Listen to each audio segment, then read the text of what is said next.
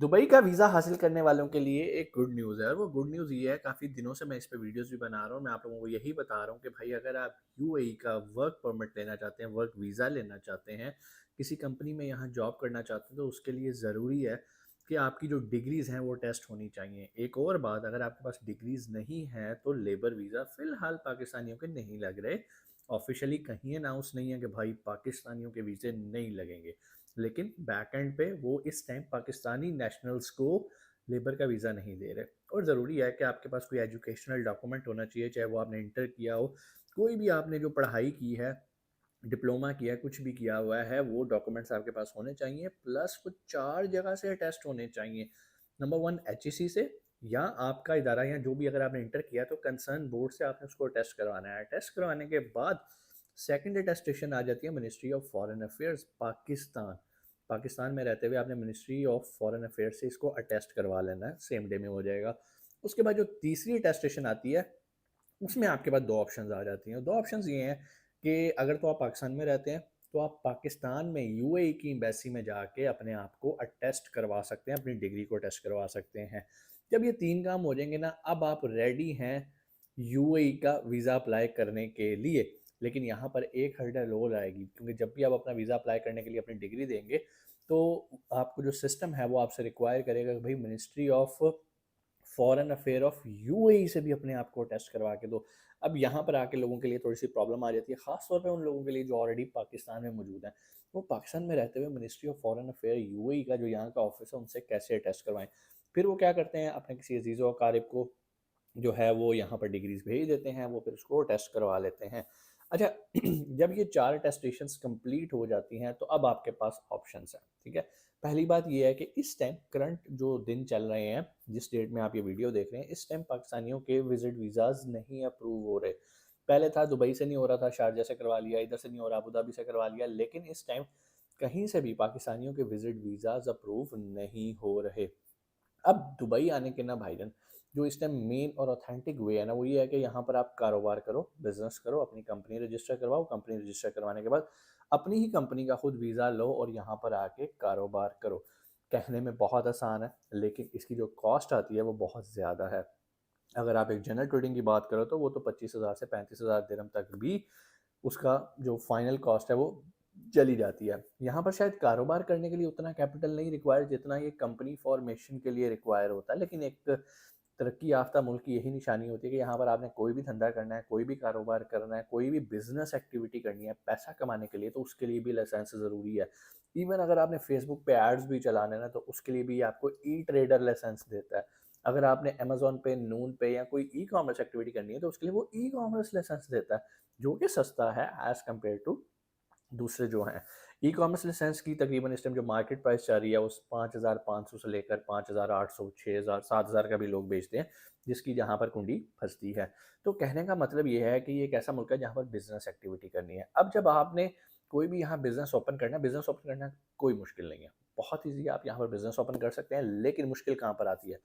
जिस दिन आपकी कंपनी रजिस्टर हो गई, आपका मीटर चलना शुरू हो गया और एग्जैक्ट 1 साल के बाद आपने दोबारा जब लाइसेंस रिन्यू करना है, तो आपको फिर ये सारा खर्चा दोबारा करना है। यहाँ पर वैसे टैक्सेशंस नहीं है जो हमारे कंट्रीज़ में, पाकिस्तान, इंडिया, बांग्लादेश में जो टैक्स की एक है 16% फलाना परसेंट, इतने परसेंट, यहाँ पर ऐसा कोई चक्कर नहीं है। तभी तो सारा यूरोपियन यहाँ पर उठ के आता है और आके यहाँ पर कारोबार करता है, क्योंकि यहाँ पर टैक्स नहीं है। यहाँ पर सिर्फ एक ही आपका मेन एक्सपेंस है, साल के बाद कंपनी रिन्यू करना। बात हमारी थोड़ी साइड पे जा रही है। हम दुबई आने के बारे में सोच रहे थे कि हम दुबई में कैसे आएँ। सबसे ऑथेंटिक वे है कि अपनी कंपनी रजिस्टर करवाएँ, लेकिन उसके लिए ज़रूरी है कि आपके पास बिज़नेस का पूरा प्लान हो। आपको पता हो मैंने यहाँ पर आके क्या करना है, क्योंकि डे 1 से आपका मीटर चल पड़ना है। और इसके लिए बेहतर ये है कि आप सोच के आओ कि मैंने यहाँ पर क्या बिज़नेस करना है। आपने गाड़ियों के रेंट का बिज़नेस करना है, कैफेटेरिया ओपन करना है, आपने लॉन्ड्री ओपन करनी है, आपने यहाँ पर कोई बार्बर शॉप ओपन करनी है, कुछ भी आप ओपन करना चाहते हैं, तो उसके लिए भी आपको यहाँ पर वर्किंग करनी है, रिसर्च करनी है। काम यहाँ पर डिसिप्लिन से होता है, सारा कुछ होता है और हर चीज़ का एक टाइम लगता है। तो आपने ज़हन में ये रख के आना कि यार पहला साल तकरीबन ऐसे ही गुज़रना और इतने पैसे मेरे पास होने चाहिए कि 1 साल के बाद मैं लाइसेंस भी रिन्यू करवा लूँ। अच्छा जी, दूसरा तरीका ये है, मार्केट में बहुत सारे लोग कहते हैं भाईजान हमारे पास कंपनी रजिस्टर कराने के पैसे नहीं हैं, लेकिन हम यूएई आना चाहते हैं।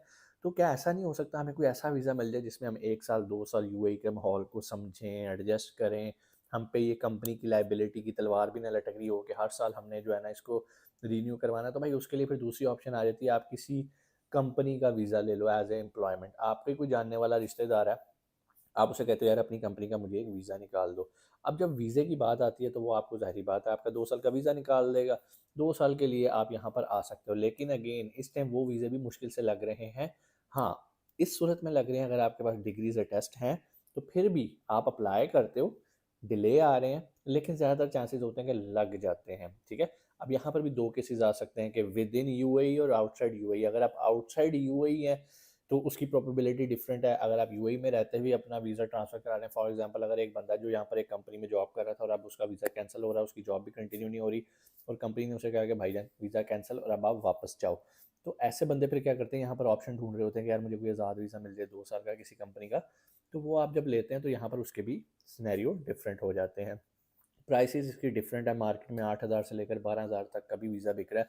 डिपेंड करता है कि वीज़ा की नेचर क्या है। आप मैनेजर लेवल का वीज़ा ले रहे हैं, अब आप कहोगे कि सर मैनेजर लेवल की ज़रूरत क्या है, जब हमने सिर्फ 2 साल का वीज़ा ही लेना है ना। तो भाई इसके फ़ायदे क्या होते हैं, जब आपका अच्छा डेज़िग्नेशन होता है, आपकी अच्छी कंपनी के अंदर आपका वीज़ा निकला होता है, तो ज़ाहिर-सी बात है उस कंपनी ने आपकी सैलरी रोटेट करनी है। अगरचे उस सैलरी के पैसे भी आप ही उनको देते हो कि भाई ये मेरे अकाउंट में रोटेट कर दो। आपकी एक हिस्ट्री बिल्टअप हो रही होती है, बैंक स्टेटमेंट बन रही होती है मज़े की। उसके बाद आप चाहो तो दुनिया में कहीं भी ट्रैवल कर सकते हैं। बहुत सारे लोग दुबई में आते ही इसलिए हैं कि यार हम अपनी एक हिस्ट्री बिल्टअप करें, उसके बाद हम यूरोप जाके सेटल हो जाएँ। सो ये एक अलहदा डोमेन है, ये एक अलहदा चैप्टर है डिस्कस करने वाला। इसको हम अभी फ़िलहाल डिस्कस नहीं करें। हमारा टॉपिक है कि दुबई में आपने कैसे आना है। 2 तरीके आपको बता दिए, नंबर 1 अपनी कंपनी रजिस्टर करवा के आ सकते हैं, नंबर 2 आप आज़ाद वीज़ा लेकर आ सकते हैं। लेकिन आज़ाद वीज़ा लेते वक़्त आपको बहुत सारी चीज़ों का ख़्याल रखना है। किन चीज़ों का, पिछली वीडियो के अंदर मैंने डिटेल में बता दिया। उस वीडियो का लिंक मैं इस वीडियो के एंड पे भी लगा दूँगा। आप एंड पे भी जाके उसको क्लिक करके जो मेरी प्रीवियस वीडियोज़ को देख सकते हैं कि आज़ाद वीज़ा लेते हुए आपने किन चीज़ों का ख़्याल रखना है। दुबई लैंड ऑफ अपॉर्च्युनिटी, अगर कोई मेरे से पूछे कि सर दुबई आना चाहिए या नहीं आना चाहिए, तो मैं कहूँगा भाई ज़रूर आना चाहिए। अब तो यहाँ पर आगे-आगे इनकी पॉलिसीज़ और मज़े की होती जा रही है। मिसाल के तौर पे एक टाइम था कि भाई 2 साल का वीज़ा मिलता था सिर्फ़। अब इन लोगों ने गोल्डन वीज़ा भी देना शुरू कर दिया। आप लोगों ने ऑलरेडी सुना होगा, काफ़ी अरसे से ये लोग गोल्डन वीज़ा दे रहे हैं। It's not the first time कि अभी-अभी स्टार्ट हुआ है। काफ़ी अरसे से दे रहे थे। स्टार्ट में इंजीनियर्स को दे रहे थे, जितने वर्किंग प्रोफेशनल्स हैं उनको दे रहे हैं। अगर आप आर्टिस्ट हैं तो आप अपना नॉमिनी आर्ट्स एंड काउंसिल में अप्लाई करके नॉमिनेशन लेटर लेके वीज़े के लिए अप्लाई कर सकते हैं। 5,000 दिरहम लगते हैं इसकी सरकारी फ़ीस जो होती है, और अगर आपका वीज़ा आ जाए तो भाई 10 साल तक मौज है, ठीक है। हाँ, वैसे कोई बेनिफिट्स नहीं है, कोई मेडिकल के बेनिफिट्स नहीं है, कोई और नहीं है। लेकिन जब आपके पास गोल्डन वीज़ा आ जाता है, आपको ये 2-2 साल के वीज़े फ्रीलांस लेने की ज़रूरत नहीं होती। आप चाहो उस वीज़ा के अंडर अपना काम कर सकते हो, सेम टाइम आप किसी के पास जॉब कर सकते हो, एक से ज़्यादा जगह पर जॉब कर सकते हो। कोई एनओसीज़, कोई इस तरह की टेंशन ही नहीं, क्योंकि आप किसी कंपनी के एम्प्लॉय नहीं हो, अब आप अपना वीज़ा, गोल्डन वीज़ा रखते हो। गोल्डन वीज़ा लेने के मुख्तलिफ तरीक़ाकार हैं। एक तो ये है कि आप इन्फ्लुएंसर हैं, आप बहुत बड़े कोई आपने अचीवमेंट्स की हैं, आपके गिनीज़ वर्ल्ड रिकॉर्ड हैं, लेकिन ऐसे रिकॉर्ड हैं जिनकी कोई वैल्यू एडिशन है सोसाइटी के अंदर। ऐसा ही नहीं है कि मैंने 500 पुशअप्स लगा लिया, 500 पुशअप्स लगा के सोसाइटी में कोई वैल्यू एडिशन नहीं हो रहा, ठीक है? तो आपने कोई इस तरह का आपके पास रिकॉर्ड है, कोई मैथमेटिक्स का आपने ऐसा एक प्रॉब्लम सॉल्व किया हुआ है, कुछ ऐसा किया हुआ है, जिसमें आप सोसाइटी को कुछ इनपुट दे सकते हो, डेफ़िनिटली आपको गोल्डन वीज़ा देते हैं। आप इंजीनियर हैं, डेफ़िनिटली आप उस कैटेगरी में आते हैं, आप ज़रूर अप्लाई करें गोल्डन वीज़ा के लिए। उसके बाद अगर आप इवन कोई यूट्यूबर हैं, आपकी बहुत अच्छी फ़ैन फॉलोइंग है और आप किसी कॉज़ के लिए काम कर रहे हैं, तो तब भी आप इसके लिए अप्लाई कर सकते हैं। दूसरा तरीका आ जाता है कि अगर आप इन्फ्लुएंसर नहीं हैं, तो आपकी सैलरी मोर देन 30,000 होनी चाहिए पर मंथ, और अगर आप 6 महीने, 8 महीने इसको सर्कुलेट करते हैं, तो आप एलिजिबल हो जाते हैं अप्लाई करने के लिए गोल्डन वीज़ा। लेकिन अगेन यहाँ पर डिग्री मस्ट है, अगर आप एजुकेटेड नहीं हैं, तो फिर आपके लिए प्रॉब्लम आ जाएगी। क्योंकि ये एवें ही तो नहीं वीज़े बाँट रहे हैं ना, ये ऐसे लोगों को अट्रैक्ट कर रहे हैं, वेलकम कर रहे हैं कि भाई हमारे कंट्री में आओ ताकि हमारा कंट्री इकोनॉमिकली ग्रो करे। ये वेलकमिंग कंट्री है, किन लोगों के लिए जो काबिल हैं। काबिल लोगों के लिए तो पूरी दुनिया खुली होती है, पूरी दुनिया उनको वेलकम कर रही होती है। तो दूसरा तरीका मैंने आपको ये बता दिया। तीसरा तरीका मैं आपको बता देता हूँ कि भाई आप बहुत अमीर हो, आपने 2 मिलियन की प्रॉपर्टी यहाँ पे बाय की, जैसे ही आप 2 मिलियन की प्रॉपर्टी बाय करते हो, वीज़ा आपके पास गोल्डन वीज़ा आ जाता है 10 साल के लिए। जब मर्ज़ी आओ, जाओ, ये आपका घर है। उम्मीद है चीज़ें आपको समझ में आई होंगी। कोई भी सवाल कमेंट सेक्शन में आके आप पूछ सकते हैं। इंशाल्लाह आपसे मुलाकात होती है अगली वीडियो में। अपना बहुत सारा ख़्याल रखिएगा। पाकिस्तान ज़िंदाबाद।